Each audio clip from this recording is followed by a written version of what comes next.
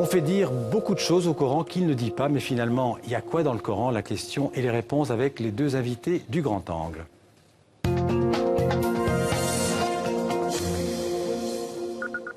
Avec nous donc Rachid Benzine et Ismaël Saïdi. Bonsoir à tous les deux. Bonsoir. Alors vous signez ensemble aux éditions La Boîte à Pandore un livre avec cette question donc en couverture. Finalement, il y a quoi dans le Coran? Alors c'est un livre à deux voix parce que vous vous connaissez depuis longtemps? Ouais, on s'aime beaucoup d'ailleurs. C'est ça qui est important. Hein. Vous êtes des amis dans la vie? Oui, on est devenus des amis, oui. Ouais. Bien plus que ça d'ailleurs. Alors Rachid Benzine, vous êtes français, franco-marocain. Oui. Vous êtes islamologue et enseignant. Vous prônez depuis 20 ans le dialogue entre les musulmans et les chrétiens en particulier. Vous dirigez la collection Islam des Lumières chez Albin Michel. Et parmi d'autres livres, vous avez publié Le Coran expliqué aux jeunes avec une nouvelle édition d'ailleurs en 2016. Et puis Ismaël Saïdi, vous êtes belge aussi, d'origine marocaine. Ouais. Vous avez d'abord passé 16 ans dans la police à Bruxelles. Et aujourd'hui, vous êtes scénariste, producteur, réalisateur et parfois comédien. Ouais. Et vous êtes notamment l'auteur de 2 pièces de théâtre. Récemment, GN, c'est l'enfer hein, dans la Bible. Et avant, une pièce qui a fait beaucoup de bruit en Belgique et en France, Djihad, avec aussi, je crois, des débats animés, notamment dans les écoles. Alors, avant d'en parler, je vous propose d'ailleurs justement de revoir un extrait de cette pièce pour illustrer l'esprit, en fait, dans lequel vous parlez tous les deux de ces sujets difficiles, l'islam, le terrorisme ou le djihad. J'ai hâte. Oh, moi aussi. Yes. Masha'Allah, Masha'Allah, Masha'Allah. Vivement qu'on puisse tuer quelques mécréants. Hein. Ouais. D'ailleurs, je me posais une question, Ben. Quoi? Dis-moi, le mécréant, il ressemble à quoi? Parce que dans Call of Duty, l'ennemi ressemble plus à nous, en fait. Ouais, hein. C'est vrai, ça. Alors, Ismaël Saïdi, c'est ça, une façon de parler de l'islam et du Coran. On peut rire de tout. Ouais. Alors, on peut rire de tout. Alors, c'est important quand même de dire que dans le livre, nous, on rit pas du tout du Coran, on rit pas du tout de ce qui a été écrit, dit, oui, rédigé. C'est un livre très sérieux. C'est un livre, en fait, qui ressemble exactement à ce qui s'est passé en réalité. C'est-à-dire que quand j'ai rencontré Rachid, bon, on est très vite devenus amis et amis intimes d'ailleurs, et moi, je passe ma vie à lui poser des questions. Encore là, je pense que si vous nous avez filmé pendant le maquillage, je suis en train de le harceler de questions, je crois qu'un jour, il y en aura marre. Ouais. Et je lui posais des questions sur le Coran parce que ça m'intéressait, et sa manière, il a une manière assez douce d'expliquer les choses sans avoir l'impression de parler à quelqu'un qui est sur notre planète. Et plus on avançait, plus je me disais, c'est peut-être comme ça qu'il faut aller parler aux gens. Et donc, on s'est vu, je dis, écoute, Rachid, je pense que ce qu'on s'est dit, ce serait bien de le mettre dans un bouquin. Ouais. Rachid Benzine, il faut le rappeler, le Coran, il date du 7e siècle. Absolument, c'est un texte du 7e siècle qui s'inscrit dans une géographie et donc pour l'étudier, il faut prendre une distance et savoir qu'il parle d'abord, avant de nous parler, il parle à des gens qui ne sont pas nous, avec des enjeux de société qui ne sont pas les nôtres. Et cette distance-là... Il s'adressait à la société tribale de l'Arabie Saoudite. Absolument, d'Arabie. Absolument, c'est-à-dire que tout texte, même religieux, il a une histoire et donc il ne faut absolument pas oublier cette histoire parce que si on efface la chronologie, si on efface complètement cette histoire, on est dans l'idéologie et on fait dire au texte ce qu'on a envie qu'ils disent. D'autant plus que le texte et les traductions aussi divergent souvent. C'est très important, la traduction. D'où encore une chose importante, c'est que toutes les traductions du bouquin, enfin du livre, sont de Rachid. C'est des traductions que vous ne trouverez pas sur Internet. C'est le travail de Rachid, qui est quand même un travail qui a quelques années maintenant. Hein. Ouais. Il y en a qui n'étaient pas nés quand il a commencé. Ouais. Et donc, ce sont ces traductions à lui. Et c'est aussi d'une réflexion avec Djihad et GN. On a fait beaucoup de débats et Rachid en a fait énormément avec moi. Ouais. Des débats avec les jeunes. Savoir, on s'est retrouvés face à des questions que les jeunes posaient, des réponses que Rachid donnait. Et on s'est dit vraiment que c'est important. On ne peut pas laisser les gens sans au moins parler d'histoire. Ce bouquin parle d'histoire, en fait. Voilà. Ça. Et donc, voilà, c'est vraiment l'idée du livre. Et ces questions, vous les avez résumées, on peut dire, en 9 chapitres hein, dans votre livre, avec la question, par exemple, du halal et du haram, ce qui est autorisé, ce qui est interdit. Et vous dites que c'est un mot ou deux mots qui ne sont cités qu'une seule fois dans le Coran. Oui, absolument. C'est-à-dire qu'on est dans la société du 7e siècle et ce qui est interdit et permis fait partie des us et des coutumes. Je veux dire, le Coran n'innove pas là-dedans. Et c'est très important de bien montrer que c'est souvent la société qui s'impose à la parole coranique, au Coran, beaucoup plus que l'inverse. Simplement, aujourd'hui, nous avons une profusion de la norme halal qui est liée à la fois je dirais, à l'idéologie fondamentaliste, salafiste, wahhabite, plus le marché qui a tendance à segmenter les besoins. Et donc nous avons finalement ces deux éléments qui font qu'aujourd'hui le halal est partout. On parle du vernis halal, du dentifrice halal. Et donc on est beaucoup plus dans un islam identitaire, beaucoup plus qu'un islam qui est lié à l'intériorité et à l'aspect de la foi. Ouais. Nous, ce qui nous importe le plus à Rachid et moi, c'est de combler le fossé entre les gens. Alors lui, son travail depuis des années, avec le rapprochement entre des personnes de confessions ou cultures différentes, mais c'était vraiment important de combler le fossé. Et donc, pourquoi est-ce qu'on a parlé du halal, par exemple? On a repris un cas concret, donc où je joue un personnage, et je parle de ces cas où, par exemple, je vais refuser de m'asseoir avec vous parce qu'il y a un verre de vin devant vous. Et donc, c'est une manière de créer un fossé entre vous et moi, de créer un mur entre les gens. Et il est important de replonger dans l'histoire, et c'est pour ça que la parole de Rachid est hyper importante, pour dire, attention les gars, ce truc-là, c'était pas comme ça avant. Ouais. Je vous raconte juste de l'histoire. Là, on est en train de faire du n'importe quoi pour séparer les gens. Par exemple, c'est vrai aussi pour le voile. Vous expliquez par exemple que le voile, au départ, c'est un rideau de séparation. Si je ne me trompe pas, dans les... Oui, en tout cas, le terme hijab, c'est d'abord... dans les maisons. Un rideau de séparation. Parce qu'il y avait une pièce unique. Il y avait une pièce unique, donc il fallait à la fois l'espace intime, puis l'espace public. Et ensuite, quand on aborde cette question du voile, nous, on n'est pas du tout normatif. C'est-à-dire que moi, je ne suis pas un imam.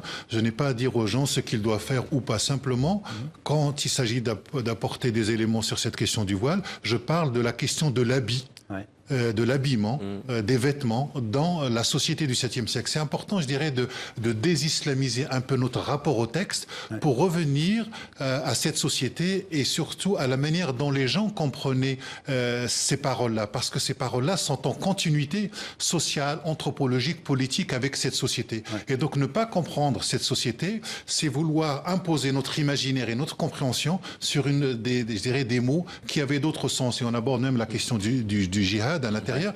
Quelle que soit l'acception que vous avez de ce mot-là, il faut partir du principe que ce mot-là préexiste au Coran. Ce n'est pas le Coran qui l'invente. Comment il faut interpréter d'ailleurs ce mot djihad? Il y a plein d'interprétations du djihad. Alors je vais laisser le soin à mon grand ami Rachid de le faire, mais je voudrais juste dire par rapport à ce qu'il vient de dire, le livre ne dit jamais aux gens ce qu'ils doivent faire ou pas. Lorsqu'on parle du voile ou lorsqu'on parle du halal ou lorsqu'on parle de plein d'autres choses, c'est voilà ce que l'histoire... Des rapports hommes-femmes, par exemple. Exactement. Voilà ce que l'histoire nous a appris. Voilà ce que, en plongeant pendant plus de 20 ans dans l'histoire, voilà ce que Rachid a appris. Faites-en ce que vous voulez. Il n'y a pas d'imam, il n'y a pas de dogme, il n'y a pas de théologie derrière. Et par exemple, ce qui était très important, c'est qu'on se retrouve dans une schizophrénie où on veut faire dire au Coran que c'est un livre humaniste, que c'est un livre féministe avant l'heure, et puis on se retrouve par exemple avec des versets qui sont très violents à l'égard des Juifs. Et ce livre permet d'expliquer pourquoi on se retrouve avec ce genre de versets-là, et permet, je pense, à quelqu'un qui, comme moi, est croyant et qui a envie de continuer à y croire, de ne pas être dans une schizophrénie, de se dire ok, je comprends pourquoi certains versets sont violents, si j'arrive à remettre les choses dans leur histoire, dans leur contexte. Que dit, à propos de juifs, que dit le Coran justement sur les relations entre le musulman et le juif d'Arabie? Parce que c'est aux juifs d'Arabie qu'il s'adresse. Surtout des juifs médinois. Oui, voilà. Donc on est bien à Médine, l'ancienne, on appelait ça avant Yatrib. Oui. C'est-à-dire qu'en fait, la parole coranique, elle a plusieurs rapports avec, je dirais, ce qu'on appelle les Banu Israël, les fils d'Israël, avec Moïse, Abraham. Simplement, en termes de chronologie, si on prend ce que dit la tradition islamique sur 22 ans, le rapport à cette référence-là va absolument changer. C'est-à-dire qu'on va passer d'une référence positive à Médine à une référence absolument négative. Et donc, on est dans des déceptions, on est dans des escalades, je dirais, de discours. Parfois, c'est le discours qui est violent, mais qui montre, je dirais, un homme qui est en train de rencontrer de la contestation de la part des juifs encore médinois. Donc, on n'est pas en train de parler de juifs éternels et on n'est pas en train de parler de musulmans éternels parce que même le terme musulman dans le Coran est très très peu présent. Ouais. Et vous, Ismaël, vous vous dites, j'ai lu quelque part, un musulman de culture judéo-chrétienne. Ouais. Donc vous faites qui vit dans un environnement laïque. Vous faites la synthèse. Je suis une lasagne et je pense que c'est hyper important. À un moment donné, la lasagne, vous n'arriverez plus à séparer les couches de la béchamel ni de la viande. Je suis né en Belgique, j'ai fréquenté les écoles catholiques toute ma vie. Ouais. J'ai été à l'église tous les mercredis, suivi mon catéchisme. J'ai été flic aussi, ouais. Ça fait pas partie de mon identité, mais j'ai été flic aussi. Et donc j'assume. Et je pense que c'est important parce qu'on veut nous réduire à des petites choses. Je suis un Belge, musulman, musulmans de culture judéo-chrétienne. Ouais.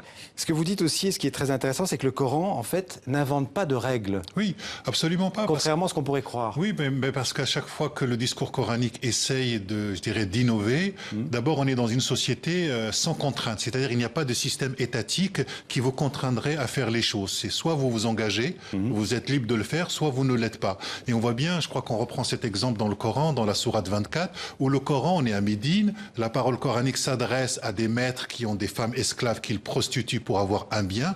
Le Coran dit, ne contraignez pas vos femmes esclaves à la prostitution si elles souhaitent rester chastes et donnez-leur de vos biens si elles souhaitent se marier. Et ensuite le Coran, juste après, dit, si elles sont contraintes, Dieu leur pardonnera. Donc on voit bien que le Coran peut exhorter, mais il ne peut pas imposer. Un autre élément, dans le Coran, à chaque fois, le Coran, parfois à la fin d'un verset, il dit quelque chose en termes de, je dirais parfois même d'injonction, et il dit en arabe, la'allakum, peut-être que. C'est-à-dire que le peut-être que traduit que le Coran ne peut absolument pas imposer. Il peut proposer, mais il ne peut imposer une règle. Pour revenir au djihad et au terrorisme, pour vous, Ismaël Saïdi, dans le phénomène terroriste, est-ce que l'islam est fondamental ou secondaire? Mais quand des gens tirent sur des terrasses et qui crient Allahu Akbar, je pense qu'ils ne sont pas juifs. Donc je pense effectivement qu'à ce moment-là, il y a un problème non pas avec l'islam, loin de là, mais il y a un problème avec la manière dont on leur a inculqué cet islam, la manière dont une idéologie complètement folle, furieuse, arrive à faire croire à des gens qu'en tuant d'autres gens, ils peuvent agréer un Dieu quelque part. Bien entendu que le religieux a sa part d'importance et sa part de responsabilité. Tant qu'on dira que la religion n'a rien à voir, je pense qu'on est à côté de la plaque. L'islam n'est pas la seule religion. Il y a une phrase très, très drôle dans votre livre qui dit « C'est vrai que la seule vraie religion vraie qui soit vraie, c'est l'islam. » Oui, à partir... c'est-à-dire que... Je l'ai pas inventé. Oui, non, c'est-à-dire que le problème, c'est qu'à partir du moment où vous pensez que votre tradition est la vérité, et surtout que vous avez la vérité, ça veut dire que les autres sont dans l'erreur. Or, la vérité, si elle existe, elle relève de Dieu.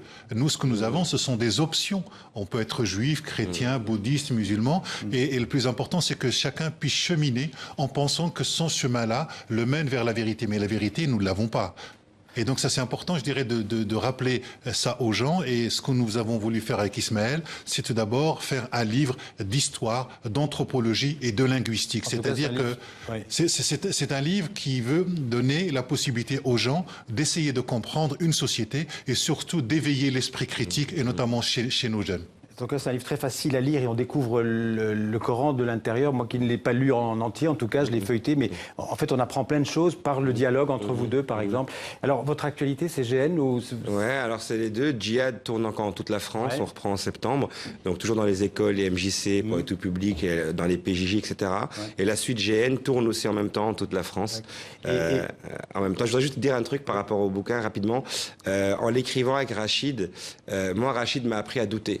Oui. C'est un truc que je connaissais pas, le doute avant, et je pense que c'est important. J'espère que ce livre permettra aux gens d'accepter qu'il faut parfois douter. Moins de certitude. Exactement. Ouais. Et puis je signale quand même votre pièce, Lettre à Nour, qui sera jouée à Avignon avec Charles Berling.